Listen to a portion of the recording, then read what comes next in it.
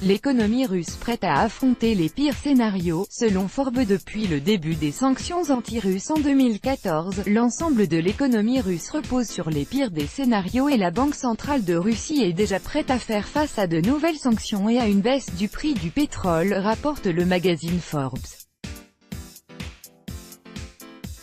Depuis 2014, l'économie russe, confrontée à des sanctions occidentales, se base sur des scénarios des plus pessimistes, estime le chroniqueur de Forbes, Kenneth Raposa. Notamment en citant la vice-présidente de la Banque centrale, Ksenia Yudaeva, qui avait récemment déclaré que la Banque centrale examinait tous les scénarios défavorables possibles, notamment une réduction du prix du pétrole à $35 le baril. Le journaliste indique à cet égard que le budget fédéral pour la période située entre 2019 et 2021 était basé sur des prix du brut autour des $50 la baril, et que si le prix était finalement en baisse, la Russie devrait faire des coupes.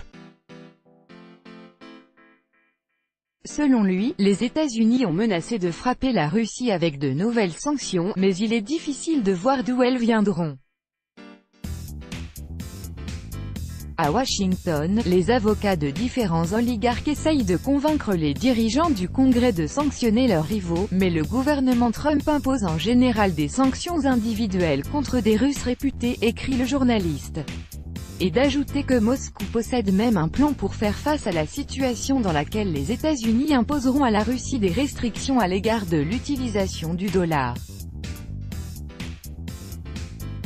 Les relations entre la Russie et les pays occidentaux se sont dégradées suite au début du conflit en Ukraine et le rattachement de la Crimée à la Russie en 2014.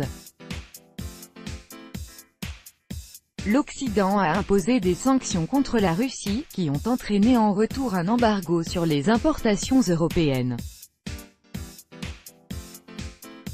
Ces derniers temps, de plus en plus de voix s'élèvent dans les pays de l'Union européenne pour réclamer la levée du régime des sanctions anti-russes.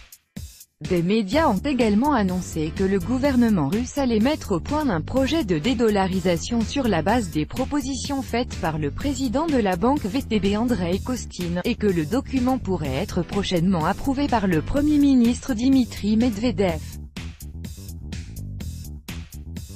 Le service de presse du gouvernement russe a fait savoir qu'il n'y avait actuellement pas de projet de renoncer totalement à la monnaie américaine.